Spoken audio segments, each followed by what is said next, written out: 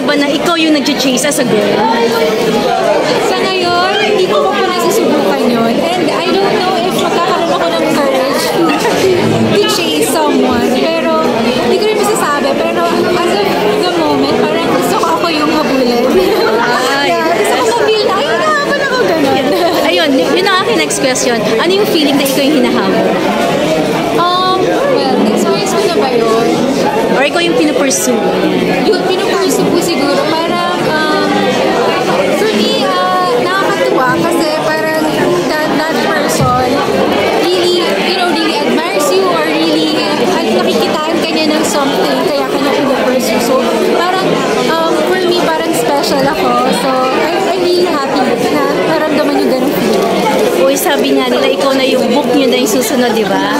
Anong nararamdaman mo na ngayon? Ako,